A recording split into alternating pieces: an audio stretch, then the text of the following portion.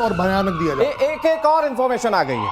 Information ये कि NATO और रूस में तनातनी और बढ़ गई है, जिसका जिक्र हमारे डिफेंस एक्सपर्ट कर रहे थे। पुतिन ने बाल्टिक सागर के ऊपर जासूसी प्लेन भेज दिए। देखते ही जर्मनी ने यूरोफाइटर जेट्स को उड़ा दिया है। जर्मन हवाई सीमा में घुसने से पहले ही रूसी प्लेन मुड़ गए।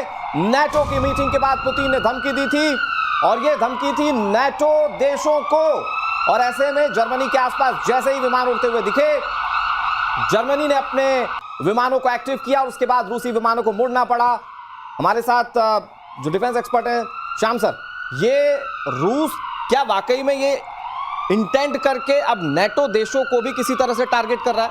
पोस्चरिंग और मसल फ्लेक्सिंग तो वॉर में जरूरी है, और रशिया लगातार बाल्टिक सी में अपने ऑपरेशंस करता रहता है। वो उसकी जो जगह है बहुत इंपॉर्टेंट है। बाल्टिक सी उनका सी बेस है, वहाँ पे कलिनिंग्राड का बहुत बड़ा बेस है, और उस एरिया में वो चाहे वो फिनलैंड हो चाहे वो स्वीडन हो, ये सारे जो एरियाज हैं उनको वो लगातार परेशान करता रहता है। और एक तरह से जर्मनी को भी इसने बीच बीच में पोस्चरिंग दिखाई है। तो इनके प्लेन तो कॉम्बैट एयर पेट्रोल पे जाते हैं और वापस आते हैं, ये दिखाते हैं कि हमारा जो एयर स्पेस इस एरिया का है वहाँ हम कहीं भी जा सकते हैं, तुम भले हमें रोको लेकिन हम रुकेंगे नहीं, और हर बार हम आते रहेंगे। तो ये मसल फ्लेक्सिंग का एक तरीका होता है जो वो लगातार दिखाते रहते हैं। लड़ाई हो रही है यूक्रेन में, पर जो पेरिफेरल कंट्रीज हैं उनको दहलाना, उनको एक तरह से चुप रखना, और उनको बराबर संकेत देते रहना कि तुम्हारी जो एयर स्पेस में हम आ सकते हैं। शैलेंद्र सर, इसको मैं थोड़ा सा आगे और समझना चाहता हूं।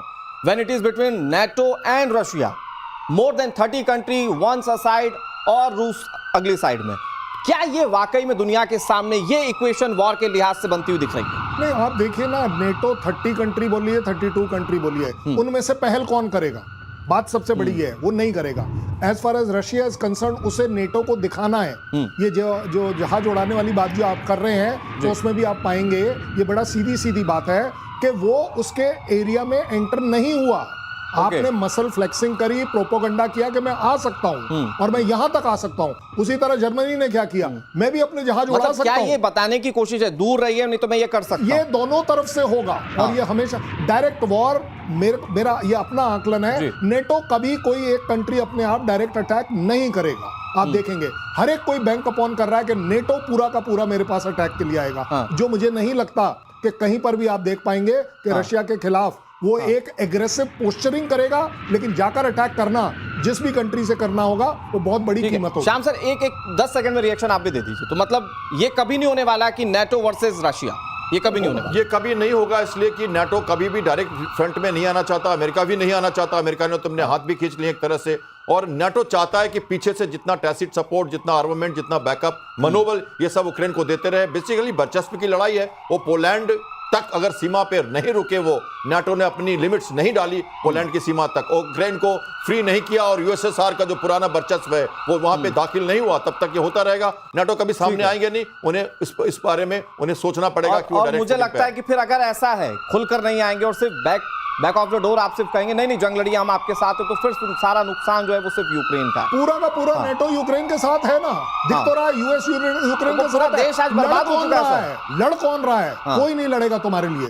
ये जो F-16 आपने अब दिया, 2 साल पहले दे देते, वो मांग रहा था। ये जो नेटो की मेंबरशिप जिसके पीछे वो पड़ा हुआ है, आपने आज तक नहीं दी और ना देने की, तो आप लड़ेगा कौन? आज ये नेटो कंट्रीज आप नेटो के अंदर देख लीजिए, यूएस बोलता है कि नेटो अपने जब तक पैसे ज्यादा नहीं देगा मैं अकेले क्यों दूं। उनके भी तो अपने प्रॉब्लम्स हैं। लड़ाई लड़ना अपने आप में नेटो कंट्री के किसी भी कंट्री के फेवर में नहीं है। बहुत बारीक चीज आपने दर्शकों को बताई है, और मैं सिर्फ इसको एक बहुत नॉर्मल तरीके से इसको नॉर्मलाइज करता हूं कि बहुत खूबसूरत मुल्क था यूक्रेन, जो आज बिल्कुल बर्बादी की कगार पर खड़ा है। इस बीच एक बड़ी खबर अपने दर्शकों को बता देते हैं। इजरायली हमले से एक बार फिर से गाजा दहल उठा। इजराइल के हमले में 72 लोगों के मारे जाने की खबर है। खान यूनिस के पास मुवासी में हमला किया गया, जहां फिलिस्तीन स्टेडियम के पास अटैक हुआ। ये फलस्तीन स्टेडियम है और यहां पर अटैक हुआ है। ये देखिए तस्वीरें। आज गाजा की पूरी सूरत बिगड़ चुकी है, और बड़ी बात यह है कि अभी भी हमले लगातार इजराइल की ओर से किए जा रहे हैं। वो लेबनान वाला मोर्चा हो या ईरान वाला मोर्चा हो, जॉर्डन वाला मोर्चा हो, हर एक मोर्चे पर जंग लड़ने के बावजूद इंटेंसिटी हमलों की बिल्कुल कम नहीं है श्याम सर, और इंटेंट एकदम क्लियर है कि अपने दुश्मन को छोड़ना नहीं, जो इजराइल इस वक्त दिखा रहा है। इजराइल ने ईरान से निपटने के बाद वापस अपने कदम गाजा पे ठोक दिए हैं, और उन्होंने कहते तो हैं कि उन्होंने मारा है जब वो लोग फूड के लिए वेट कर रहे थे और वो ह्यूमन एड्स का इंतजार कर रहे थे, बच्चे भी उसमें मरे हैं, और कई लोग उसमें घायल, फोटोग्राफ्स काफ़ी सारी आई हैं। फ्रांस ने ये भी कहा है कि हम इसमें हेल्प करना चाहते हैं, ह्यूमैनिटेरियन एड देना चाहते हैं, और ये भी देखना चाहते हैं कि कौन जो हमास के लोग हैं, हमारे जो एड्स जो हम दे रहे हैं, खाना लेके भाग रहे हैं या जो सामान पहुंच रहा है उसको इधर उधर ले जाके डिस्ट्रीब्यूट कर रहे हैं अपने हमास के कैंप में। तो वह सारी बातें हो रही हैं। अमेरिका ने भी रिस्ट्रेन करने के लिए इजराइल को कहा है, लेकिन इजराइल का तरीका अलग है। उससे जहां खतरा लगता है वो उसे तब तक डिसमिनेट नहीं कर देता, बिल्कुल खत्म नहीं कर देता, तब तक वो रुकता नहीं है। तो जैसे उसे फुर्सत मिली थी हिजबुल्ला और हुती से और ये अपने हमास से, तो वो ईरान के पीछे गया, और जैसे ईरान से थोड़ी सी उसको मोहलत मिली है तो फिर से वापस अपने मिशन में जुट गया। लेकिन एक स्टेप बैक जाते हुए शैलेंद्र सर, मैं आपसे समझता हूं कि जैसा कि श्याम सर ने कहा कि इजराइल के हमला करने का तरीका अलग है, और वो जैसे ही मौका देखता है हमला करता है, और इस वक्त उसके लिए थ्रेट तो ईरान भी है। तो क्या प्लानिंग ईरान के लिहाज से भी इजराइल इस वक्त कर रहा है? नहीं, देखिए, इजराइल के नॉट दैट कि मैं कोई पैलेस्टीनियंस का बहुत बड़ा फैन हूं या उनके अगेंस्ट हूं। अगर एक बिल्कुल निष्पक्ष करें, हमास गाजा में है कौन? पैलेस्टीनियंस हैं। वहां की टेररिस्ट ऑर्गेनाइजेशन कौन है? हमास है। आप बताइए, पैलेस्टीनियंस ने उनको इलेक्ट कर पैलेस्टीनियन अथॉरिटी बना दिया, पूरी की पूरी हमास को। ये जो 100, 200, 500 किलोमीटर की टनल है, आपको क्या लग रहा है रातों रात अपने आप बन गई? इसमें पैलेस्टीनियंस इन्वॉल्व नहीं है। अरे भाई, आज आप अपने अगर बच्चों की दुहाई दे रहे हो, आप, ये एक घेटो था पूरा का पूरा, और क्या डिस्ट्रॉय करवाना चाहते हो? हम जब हमास की बात करें, बड़ी खबर आ गई, मैं वो अपने दर्शकों को बताता हूं। इजराइल ने हमास का कमांडर मार गिराया। ये बहुत बड़ी खबर व्यूअर्स, हमास के टॉप कमांडर अल ईसा को ढेर कर दिया है। 7 अक्टूबर वाले हमले का ये मास्टरमाइंड, जिसे मार गिराया है इजराइल ने। अपने दुश्मनों को चुन चुन कर खत्म करता है इजराइल, ये उसका तरीका रहा है, और एक बार फिर से उसने वो करके दिखाया। Please Shailendra continue. मैं आपने ये जो आपने लेटेस्ट खबर दी, एक कमांडर गिरा दिया, 10 और खड़े हो जाएंगे। पता है क्यों? क्योंकि हमास अपने आप में हमास नहीं है, ये एक सोच है, और ये सोच पैलेस्टीनियंस के बचपन से लेकर ऊपर तक है। जिसका बच्चा जो मरा है, जिसका बच्चा, आपको नहीं लगता कि वो अब और ज्यादा लंबा और बहुत ज्यादा दृढ़ टेररिस्ट बनेगा, हमास का मेंबर बनेगा? वो फैमिली, आपको क्या लग रहा है, इजराइल को प्रेज करेगी, उसके साथ चलेगी? हमास का सबसे बड़ी तकलीफ ये है, अगर आप कल पूरे के पूरे गाजा को खत्म कर दें, जमीन में मिला दें, तो भी हमास की जो सोच है वो आप खत्म नहीं और कर सर, हमास तो कहता है कि हम फुल टाइम वॉरियर हैं, हम लोगों के लिए जीना, अच्छी लाइफस्टाइल मेंटेन करना माइट बी अ टास्क, लेकिन वहां के लिए लोग अपने आप को वॉरियर बताते हैं, वो जंग को अपने आप में ब्लड में बताते हैं। तो इसीलिए हमास वॉरियर कैसे हो गया? नहीं, हमास वॉरियर कैसे? 7 अक्टूबर को कौन सा ऐसा वॉरियर का काम तुमने किया था जब तुमने वो बच्चे मारे, औरतों को रेप किया, मरी हुई औरत को नंगा कर कर आप परेड कर रहे हो? ये है आपका वॉरियर?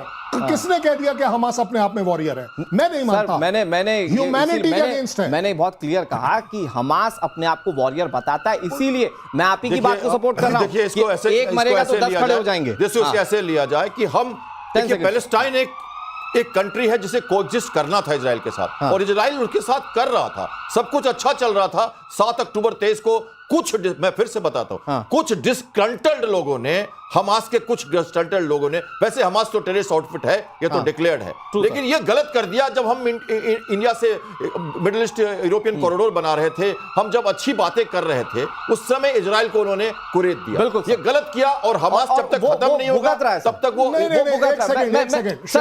प्लीज, एक बड़ी खबर आ रही है। बड़ी खबर यह कि ईरान इजराइल वॉर में अमेरिका ने लाखों डॉलर फूंक दिए। मिलिट्री वॉच मैगजीन की रिपोर्ट में बहुत बड़ी बात सामने आई। सिर्फ थर्ड इंटरसेप्टर के लिए $1.2 बिलियन खर्च किए गए।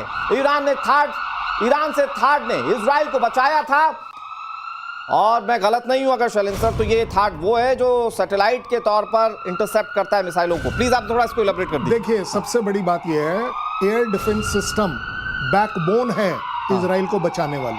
अगर 100 मिसाइल इजराइल की तरफ चलती हैं, चाहे वो थर्ड ले लीजिए, पैट्रियट ले लीजिए, आयरन डोम ले लीजिए, वो एरो 1, 2, 3 ले लीजिए, ये सारी की सारी ग्रिड अपने आप में कंट्री की बाउंड्री से बाहर भी और अंदर भी ये ही अकेले बचाती है। अगर 100 मिसाइल इसके तरफ आती हैं, डेडली मिसाइल आती हैं, तो भी आप देख पाते हैं 5, 6, 7, 8, 10 मिसाइल एक्चुअली ग्राउंड पर गिर पाती है, जो कि अपने आप में उनको मंजूर नहीं है, क्योंकि इजराइल अपने आप में एक बहुत ही कंजेस्टेड एरिया है। कहीं जहां भी मिसाइल गिरेगी अपने आप में बहुत बड़े डैमेज। सर, एक और बिग ब्रेकिंग अपने दर्शकों को बता देते हैं। ईरान को $30 अरब देने पर अमेरिका विचार कर रहा है। ईरान को प्रतिबंधों में ढील ट्रंप प्रशासन की ओर से मिल सकती है। एटॉमिक साइट्स पर तबाही के बीच ये बहुत बड़ी खबर है। एक तरफ न्यूक्लियर प्रोग्राम को रोकने की बात अमेरिका कह रहा है, दूसरी तरफ खबर ये कि ईरान अपने न्यूक्लियर प्रोग्राम्स को बढ़ा रहा है, तीसरी तरफ खबर ये कि ईरान को 30 अरब डॉलर अमेरिका देने पर विचार कर रहा है एटमी साइट्स पर तबाही के बीच। ये खबर है, पैसे के बदले ईरान को रोकना होगा, ये स्ट्रेटेजी है। हमारे साथ मेजर गौरव आर्य जुड़े हुए हैं। बहुत जल्दी से मेजर आपसे ये जानना चाहूंगा मैं कि ईरान की एटमी साइट्स को तबाह करने वाले ट्रंप के दिमाग में चल क्या रहा है? ये जो पैसे की मदद है ये क्यों देना चाह रहे हैं ट्रंप? अगर अमेरिका यह कहता है कि ईरान को वो अरबों डॉलर देना चाहता है और प्रतिबंध वो हटाएगा या सैंक्शंस हटाएगा, तो एक चीज है कि इसकी क्या गारंटी है कि ईरान न्यूक्लियर वेपन इस्तेमाल नहीं करेगा। ये मैं देखिए, न्यूक्लियर वेपन बनाएगा, उसने कोई मना नहीं करा, उसने कभी ये नहीं बोला कि हम न्यूक्लियर वेपन प्रोग्राम अपना खत्म कर देते हैं, और अगर बोल भी दिया तो विश्वास नहीं करना चाहिए, क्योंकि फिर डुअल यूज टेक्नोलॉजी को लेके वो बोलेगा पीसफुल मीन्स के लिए और फिर चुपचाप वो वेपन बनाएगा। ये कभी अल्टीमेट गारंटी क्या है कि रेजीम जो है तेहरान में वो बरकरार रहे, ultimate guarantee are nuclear weapons. कभी भी ईरान की करंट रेजीम, खमेनेई की रेजीम, वो कभी भी न्यूक्लियर वेपन्स का पीछा नहीं छोड़ेगी, पाके मानेगी। और अगर अमेरिका ने गलती कर दी उनको डॉलर देके उनके ऊपर से सैंक्शंस हटाने की, तो फिर पूरी दुनिया के ऊपर जो है एक टेरर छाएगा, क्योंकि जो ईरान बिना न्यूक्लियर वेपन के इतनी तबाही कर सकता है, बिल्कुल वो ईरान न्यूक्लियर वेपन्स के साथ सोचिए क्या और मेजर इंटरेस्टिंग बात यह कि इधर अमेरिका पैसे देने की सोच रहा है, इधर ईरान नई डील पर बातचीत कर रहा है। बड़ी खबर यह कि चीन के साथ ईरान की नई डील पर बातचीत हो रही है। चीन से J-10C फाइटर जेट खरीदने की तैयारी ईरान की, रूस से सुखोई 35 खरीदने की डील खटाई में पड़ती हुई दिख रही है। और खबर यह कि चाइना से इन फाइटर जेट्स को डील कर सकता है ईरान बहुत जल्दी से। श्याम सर, ईरान की अपनी तैयारी दिख रही है, एक तरफ एटमी प्रोग्राम, दूसरी तरफ इस तरह की भी तैयारी जहां या तो अमेरिका से उसे पैसे मिल सकते हैं या फिर वो चाइना से हथियार खरीद सकता है। देखिए, ईरान ने देखा इस युद्ध में कि उसके पास मिसाइल का जो खेप था उसको उसने अच्छी तरह से यूज किया और इजराइल को काफ़ी तबाही दी, लेकिन उसके पास अपने फाइटर जेट्स की कमी है और इसलिए वो चाहता है कि अपने एयरफोर्स को मजबूत करे, उसकी नौसेना को भी वो मजबूत करना चाहेगा। और उसने अब एक तरह से सबमरीन डील के विकास में भी काफ़ी कुछ पैसा लगाया है, तो एयरफोर्स को मजबूत करना ही पड़ेगा उसे। और कल के ईरान को अगर हम देखते हैं तो उसे डॉग फाइट्स में, उसे डिस्टेंट एयर ऑपरेशंस में, या जो कॉम्बैट एयर पेट्रोल की जरूरत पड़ेगी पोस्चरिंग के लिए, खलीफा का उसका जो तरीका है काम करने का, उसके लिए एयर पोस्चरिंग और एयर सुपरियोरिटी के लिए फाइटर्स की जरूरत पड़ेगी। और ऐसे में चाइना की मदद एक काफी अच्छा मुकाम देती है। तो क्या ईरान को मजबूत होता हुआ देख रहे हैं शैलेंद्र सर आप? नहीं, देखिए, एज फार एज यूएस ने वो जो ऑफर किया है ना, this is called as carrot and stick. Carrot गाजर आपके सामने लटकाई है कि कुछ है, और डंडा आपके साथ है कि हम आपको जरूर मारेंगे। अब दोनों में से कहां जाना है ये आपकी चॉइस है। इसको बोलते हैं प्रेशर टेक्टिक्स। अब आगे बात के जहां तक ईरान मजबूत होगा या नहीं, ईरान के पास जहाज हैं, कम है और बहुत ज्यादा आउटडेटेड है, 40 साल से ज्यादा पुराना। बट वो जो चाइना से ले रहा है सर, नहीं, मैं वही बोल रहा हूँ, तो इसलिए उसे अपग्रेड तो करना है। चाइना आपको हमेशा से मालूम है बिजनेस करने में अव्वल दर्जे पर है, तो अपने ऑफर लेकर पहुंच गया है। क्यों? क्योंकि रशिया के साथ as far as Iran is concern, वो डिक्लेयर कर चुका है कि आप हमारे सपोर्ट में खुलकर नहीं आए, तो बिजनेस करने में चाइना खुलकर सामने आ रहा है, तो ये तो होना ही है। ठीक है। और एक बड़ी खबर अपने दर्शकों को बता दें, डोनाल्ड ट्रंप और ईरानी रक्षा मंत्री के बीच जुबानी जंग। ट्रंप कह रहे हैं मैंने खामनेई को मौत से बचा लिया, ईरानी रक्षा मंत्री ने कहा ट्रंप जुबान संभाल कर बात करें। ये बहुत इंटरेस्टिंग खबर है व्यूअर्स। ये जंग के बीच में, मतलब जंग जो संभावित, उसके बीच में ये एक बहुत इंटरेस्टिंग खबर है।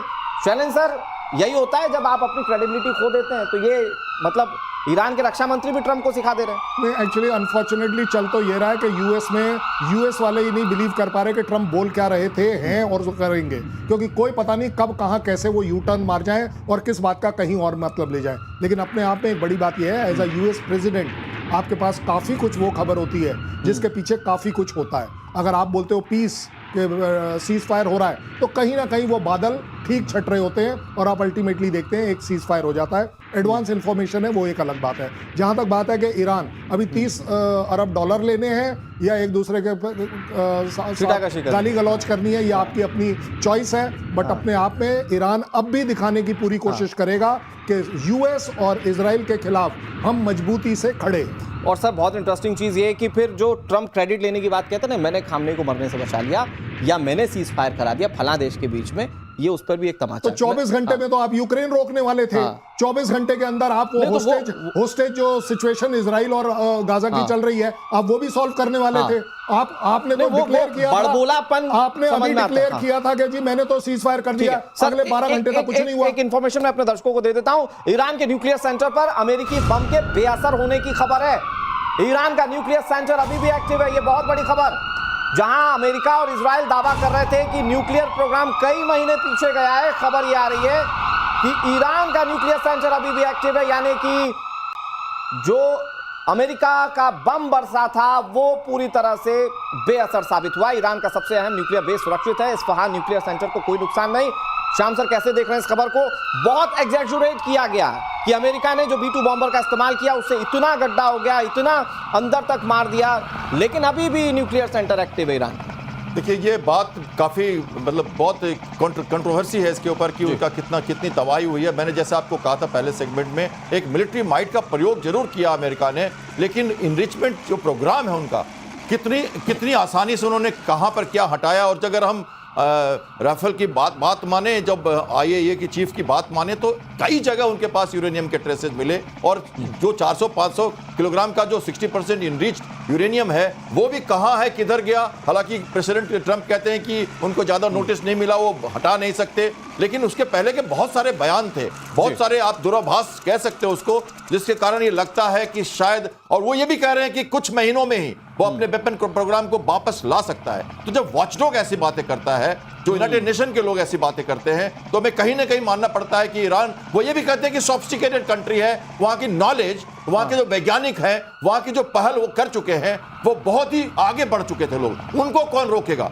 उनको कहां हमने तबाह किया? कुछ साइंटिस्ट आपने मार दिए, लेकिन रक्त बीज है ये कंट्री रुकने वाला नहीं है। इसके पास वो प्रोग्राम है जो लोग मानते हैं कि वो पुनः वापस आएगा और अपने प्रोग्राम को, और टैसिट अरेंजमेंट है चाइना और रशिया की। फिर अगर ऐसा होता है तो फिर अमेरिका और इजराइल दोनों के लिए चिंता की बात है। इस बीच एक बड़ी खबर अपने दर्शकों को बता देते हैं। चीन की सेना में एक बहुत बड़ी खलबली की खबर है। शीर्ष जनरल और नौसेना प्रमुख को जिनपिंग ने हटा दिया है। एक न्यूक्लियर साइंटिस्ट को भी हटाया गया है। भ्रष्टाचार के आरोप में हटाए जाने की बात चाइना कह रहा है। और हमारे साथ मेजर गौरव आर्या हैं। मेजर, ये सवाल मैं आपसे लेता हूं, चीनी सेना में एक बड़ी हलचल और कई जब बड़े पदाधिकारियों को हटाया जा रहा है तो उसके मायने क्या निकाले जाए? मुझे ऐसा लगता है कि ये शी जिनपिंग के कौन डायरेक्टली कितने लॉयल हैं, कौन उनका खासुल खास है, क्योंकि चाइना में जिस तरीके से काम होता है, जिस तरीके से लोगों को हटाया जाता है, पर्सनल लॉयल्टी पे बहुत ध्यान दिया जाता है। और दूसरी चीज कि पॉलिटिकल एफिलिएशंस उनके कौन से हैं। अगर उनको लगता है कि कम्युनिस्ट पार्टी ऑफ चाइना के साथ उनकी पॉलिटिकल अलाइनमेंट इतनी नहीं है जितनी होनी चाहिए, ये पॉलिटिकली उतने इंडोक्ट्रिनेटेड नहीं है जितना होना चाहिए, उस वक्त चाइनीज जो हैं या शी जिनपिंग उनको चुपचाप से हटा देते हैं। ये सिर्फ पहले अपने फॉरेन मिनिस्टर और डिफेंस मिनिस्टर के साथ भी कर चुके हैं, तो ये कोई नई बात नहीं है। चीन ये करता रहता है फ्रेश ब्लड लाने के लिए, इनको गायब कर देगा। और ये आपको मीडिया में भी नहीं मिलेंगे, मीडिया से भी गायब कर दिया जाए। बिल्कुल सर, ये चाइना की मोडस ऑपरेंडी रही है। लेकिन इस बीच एक बड़ी खबर अपने दर्शकों को बता देते हैं। तेजस की मारक क्षमता और बढ़ने जा रही है। इजराइल तेजस जेट के लिए रडार बनाने जा रहा है। ये बड़ी खबर हम आपको बता रहे हैं। जंग के हालातों के बीच ये खबर बहुत इंपॉर्टेंट है। तेजस जेट के लिए रडार इजराइल की ओर से बनाए जाएंगे। इस बीच एक और बड़ी खबर आपको बता दें। रूस से S-500 खरीदने की तैयारी में है भारत। एयर डिफेंस सिस्टम को लेकर रूस से बातचीत शुरू हो गई है। पाकिस्तान की चाइनीज चाल को नाकाम किया जाएगा। स्टिल्थ लड़ाकू विमानों के लिए काल माना जाता है S-500। सर, ये डील कैसे देख रहे हैं शैलेंद्र सर, रूस के साथ भारत की? देखिए, जो ये डील है इसकी सबसे बड़ी इंपॉर्टेंस इस बात की नहीं है कि हम सिर्फ S-500 ले पाएंगे। हमारी उनके साथ जो डील चल रही है वो इस बात की है कि जॉइंट मैन्युफैक्चरिंग भी करेंगे। वहां से गाड़ी जो है ना वो बिल्कुल टोटल टर्न ले लेता है, क्योंकि 500 अगर आप उसकी टेक्नोलॉजी को एब्जॉर्ब कर पाते हैं, उसको डेवलप कर पाते हैं, तो आप 600 की तरफ जाएंगे। और उसका सबसे बड़ा फायदा यह है कि ना केवल आप हाइपरसोनिक मिसाइल्स को मार पाएंगे, आप स्टेल्थ एयरक्राफ्ट्स को मार पाएंगे, आप इवन जो लो ऑर्बिट में सैटेलाइट्स हैं उनको भी गिरा पाएंगे, जो अपने आप में सबसे बड़ी डेंजरस सिचुएशन हो गई चाइना के लिए, पाकिस्तान के लिए नहीं। लेकिन वो पाकिस्तान के लिए ऑटोमेटिकली इसलिए हो जाती है, ये सारे वेपन सिस्टम काम किसके लिए करते हैं वॉर में? वो पाकिस्तान के लिए करते हैं। सो इस वजह से आप देख रहे हैं कि दोनों के बीच में बहुत बड़ी चिंता है। और उससे भी बड़ी चिंता मुझे लगता है दुनिया को होनी चाहिए। जिस दिन इंडिया इनको मैन्युफैक्चरिंग करना शुरू हो जाएगा, we will be one of the largest exporter. यहां पर आएगी इकोनॉमिक एक रेवोल्यूशन, एक इकोनॉमिक गेन जो इंडिया देख रहा है। ठीक है श्याम सर, बहुत जल्दी से इस पे क्विक रिएक्शन। तो अगर स्टिल्थ फाइटर जेट को मार गिराने वाला हमारे पास अगर एयर डिफेंस सिस्टम आएगा तो ये तो बहुत बड़ी विक्ट्री होगी, क्योंकि अभी सबसे बड़ी सिरदर्दी ये स्टिल्थ फाइटर जेट है जो रडार से बच जाते हैं। आज का युग जो है हमारा ये एयर डिफेंस का है, डिस्टेंस ऑपरेशंस का है, स्टैंड ऑफ वेपन्स का है, और इस हिसाब से मिसाइल्स और एयरक्राफ्ट को रोकने के लिए सबसे जरूरी है उनकी वार्निंग सिस्टम, और उसके बाद इंटरसेप्ट करके और ऑटोमेटिकली फायर कंट्रोल रडार का सॉल्यूशन कि कौन सा इंटरसेप्टर, कौन सा सरफेस टू एयर मिसाइल उनको एंगेज करे, कितनी दूर पर करे। उस हिसाब से हमें दूरी जितनी दूर हो, आईसीबीएम की हम बात कर रहे हैं, जब हम बैलिस्टिक मिसाइल्स की बात कर रहे हैं तो हमें जो स्पेस से जो मिसाइल्स आ रही हैं उनको पकड़ना पड़ेगा, और उस हिसाब से 500 बहुत ही कामयाब होने वाला। आपने बात किया तेजस मार्क 1 में जो हम लगाने वाले हैं, ऐसा इलेक्ट्रॉनिकली स्कैन रडार की जो भी इजराइल और भारत के समझौते के साथ, भारत की कंपनियों के साथ मिलकर बनेगा, और इसके बाद हम कुछ दिनों के बाद भारत के लिए बड़ी उपलब्धि है, भारत इसका एक्सपोर्टर बन पाएगा। लेकिन एक बड़ी खबर ये आ रही है कि पाकिस्तान के झूठ पर भी भारत ने स्ट्राइक कर दी है। वजीरिस्तान हमले में भारत को बदनाम करने की साजिश नाकाम हो चुकी है। भारत ने पाकिस्तान के आरोपों को खारिज कर दिया। पाकिस्तान ने हमले के लिए भारत को दोषी बताया था। यहां आत्मघाती हमले में 12 पाकिस्तानी सैनिक मारे गए थे, लेकिन भारत ने इन आरोपों का खंडन कर दिया है। भाई, आतंक को पालने वाला देश जब खुद आतंक का शिकार होता है तो वो बगले झांकता है। शैलेंद्र सर, और वो वही भारत पे आरोप लगा रहा था, और भारत ने बिल्कुल क्लियर कर दिया कि हम नहीं। इस तरह का ब्लेम गेम चलेगा, इंफॉर्मेशन वॉरफेयर चलेगी। मैं आपसे पूछता हूं, अगर हम इन सब लोगों को ट्रेनिंग का, कोई एक ट्रेनिंग कैंप पाकिस्तान का कोई आदमी बता दे जो इंडिया में है। मैं तो 10 गिनवा दूंगा कहां कहां है, आप एक गिनवाइए मुझे कहां है। अच्छा चलिए कोई बात नहीं, आप ये टेररिज्म की लड़ाई की बात कर रहे हैं ना भाई, आपने बोल दिया, आप हमारा एक टेररिस्ट का नाम बताइए जो इंडिया में है या इंडिया सपोर्टेड है, कोई एक बता दीजिए।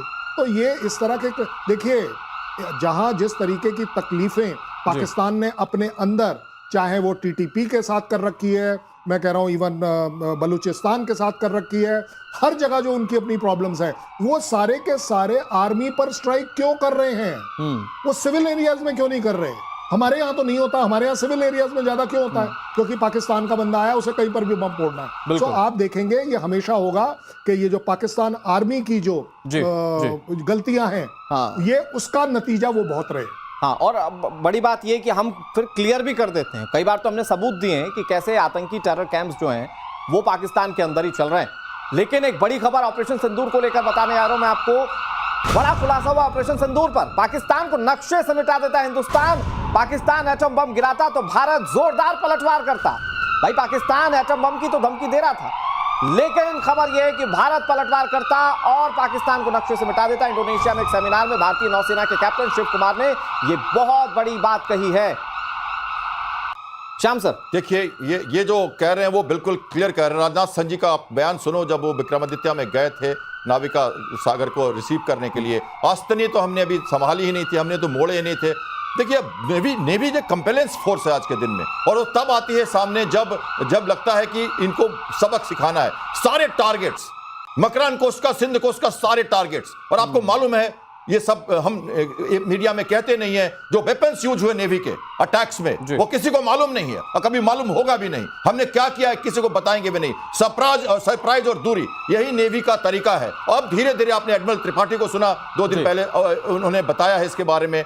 ऐसी तैयारी थी कि शायद उसको पता भी नहीं चलता। सारे शिप्स उनके सबमरीन हार्बर में रह गए, एक भी शिप बाहर नहीं आया। और उनका जो ATR एयरक्राफ्ट ऑपरेशन जब खत्म हुआ उसके 2 दिन के बाद वो ट्रैक करने आया था फ्लीट को, उसको हमने इमीडिएटली ट्रैक करके वापस भेज दिया। हम वहां तक गए जहां तक कि शायद उनको मंजूर नहीं था। हम वो एक्ट ऑफ जो वॉर है टेरर को जो हमने करार किया है, अब हम इंटरनेशनल स्पेस से, अब हम इंटरनेशनल सी से वो वार कर सकते हैं। वहां हम रुके हुए थे जब 10 से 12 बजे तक DGMO ने दोनों से बात नहीं की थी। उसका एक मकसद था, कैबिनेट ने उस समय फाइल क्लियर की और डिक्लेयर किया 3 बजे प्रधानमंत्री ने 10 मई को कि हम टेरर को एक्ट ऑफ वार घोषित करते हैं। और तब वो रोल आर्म फोर्सेस को मिला कि अब हम हॉट परस्यूट, सेल्फ डिफेंस में वापस जाना और वो बातें करना जो शायद किसी को पता नहीं है। तो आपने DGNO को सुना होगा, अगली बार पाकिस्तान ने कुछ किया तो क्या होगा ये उसे मालूम है, इसलिए उन्होंने सीज फायर करा है। लास्ट क्वेश्चन शैलेंद्र सर, मेरे पास कुछ सेकंड्स का टाइम बचा हुआ है, बस क्वेश्चन ये, तो मतलब ये गीदड़ बबकियां थी न्यूक्लियर की, अगर भारत अपनी पर आता तो आज नक्शे पर नहीं होता पाकिस्तान। मैं आपके स्पेसिफिक सवाल का आंसर दे रहा हूं और आप कृपया कर सब लोग इस बात को अपने आप इवैल्यूएट कर लीजिए 10 सेकंड के अंदर। ज्यादा बड़ी बात यह है, आप बोल रहे हैं कि हम न्यूक्लियर की सेकंड स्ट्राइक करते, मैं आपको पहली स्ट्राइक करने दूंगा तभी तो करते। आपको क्या लग रहा है किराना स्टोर से आप एक बम निकालेंगे, 16 किलोमीटर दूर ले जाकर अपने जहाज में मिसाइल में कहीं लगाएंगे, वो जहाज उड़ेगा, मैं 300 किलोमीटर वेट भारत करूंगा, की अपनी तैयारी, मैं वहां क्यों नहीं मारूंगा? पाकिस्तान के आगे कहीं नहीं टिकता, ये तो हम हर मंच पर कहते हैं।